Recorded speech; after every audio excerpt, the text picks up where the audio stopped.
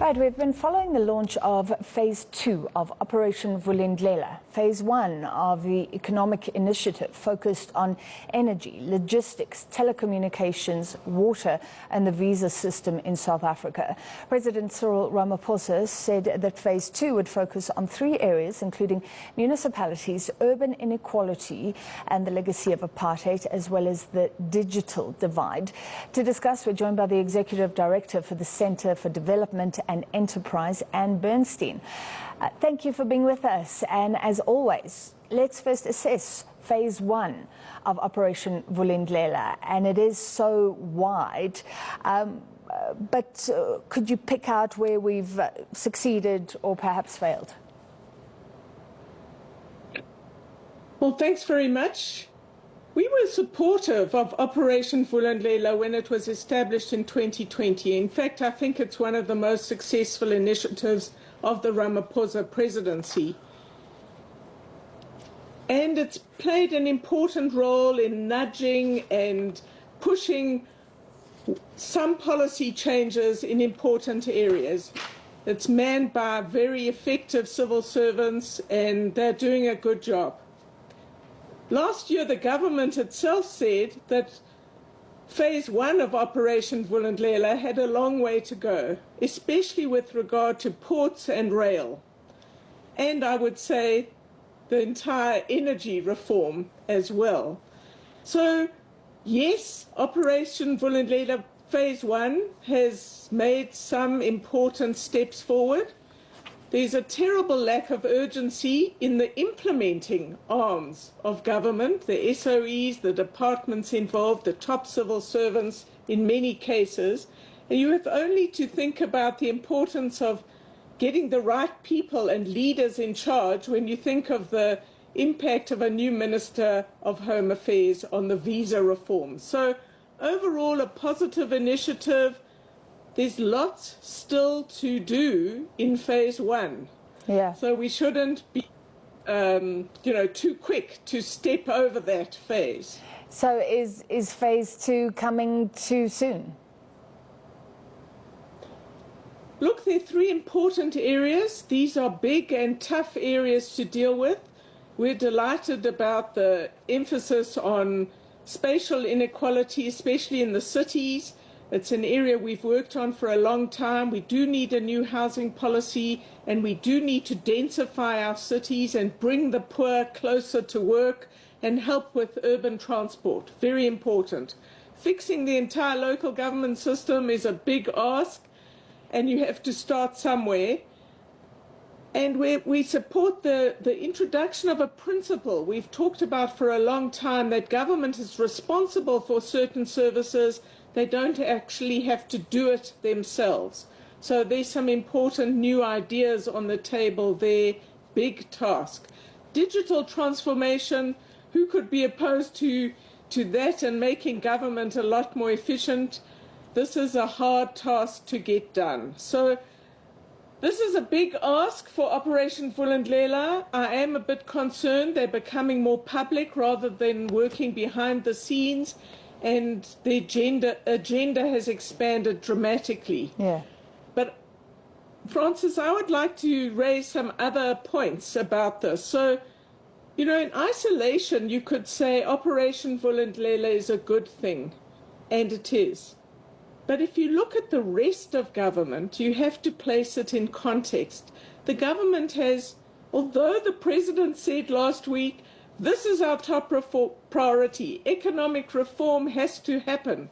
He has other priorities as well. And government struggles to reduce its priorities and maintain its focus on growth. So the first is that government has many other priorities, from the G20 to all sorts of other issues. The second is that many issues that government I'm going to come in there because you've preempted one of my questions, which was, have we, no problem, but have we reduced the number of priorities? Because when it comes to all our economic plans, many have said, if you try and get everything done, sometimes you get nothing done. So you're saying maybe we have 3 priorities on the table, but actually government is spread thin. a very important question. So what I understand government to be saying with respect to Operation Vulindlela is that the priorities of phase 1 remain, except perhaps for spectrum auction, which has been achieved. They remain, and the government must maintain its focus on these, not allow backsliding. But in addition, they've added 3 very big new priorities as well. So there is a question on, will Operation Vulindlela be as successful in pushing and shoving to get the reforms we need as it has been able to do things in the past few years?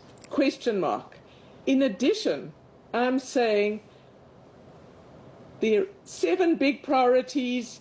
Somebody added them up and said there are actually 30 reforms that are part of Operation Vulindlela 1 and 2 still to be implemented. But the government has other priorities as well. In addition, government does a number of things that undermine our chances of effective and speedy reform. And we have to deal with those as well. So you've got to place Operation Vulindlela within the wider context of government and reform to understand why we're not getting growth. I was interested that you said the task around energy is not done. Some believe we're doing better because we don't have as much load shedding.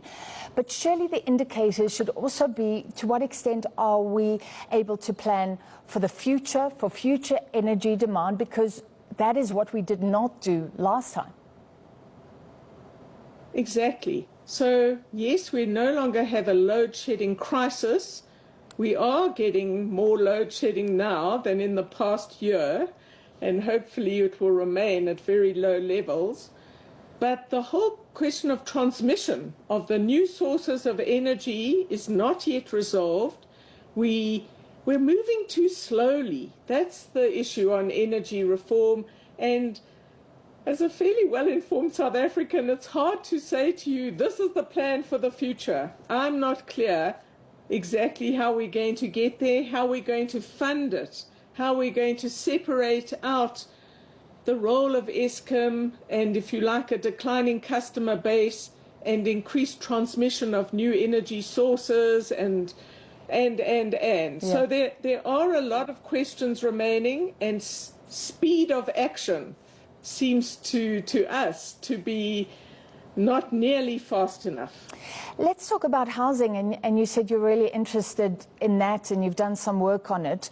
And phase 2 is looking at the inequality, and it is so crucial. The president spoke about people who spend so much time in the traffic, in taxis, trying to get to work, and maybe a third of their salary goes on transport. So initially we had RDP housing and coming with stands. Then there was the idea that you would just give people stands. What is the new thinking? Because surely if it's about urban living, we're talking apartment blocks and things like that. How will it work? Look, government hasn't, the minister herself hasn't made an official statement in this respect, but what we would be hoping for, and I think many other people and Treasury has been working towards this, is that we can no longer afford our current housing policy. It's impossible. It also has had these adverse consequences post-apartheid of pushing the poor further away into more and more communities of just poor people, a terrible approach to development. What we have to do is probably 3 big things. We've got to fix the urban transport system so that poorer people can get to work more speedily, and we have to look at affordability, a big task. We have to change the focus of our housing policy so that we are increasing density. It's not one man, one RDP house or woman in a faraway place. We coined a slogan, better to rent in Orange Grove than own in Orange Farm. So you have to look at various options for urban housing for poorer people. There are lots of space for densification. And as the president said, but we need to do this, there is a lot of urban land owned by different government departments or municipalities or provinces that we need to identify, and wherever it's not being used for essential purposes, we need to put it into the market, donate it for low-income housing or sell it at a profit to help get more money for helping poorer people. So there are also government buildings, and as you've read recently, the government rents all sorts of buildings at high cost, but its own buildings are deserted and often hijacked. So that there needs to be a lot of cleaning up here, and in the process we will add to the opportunities for densification in our inner cities.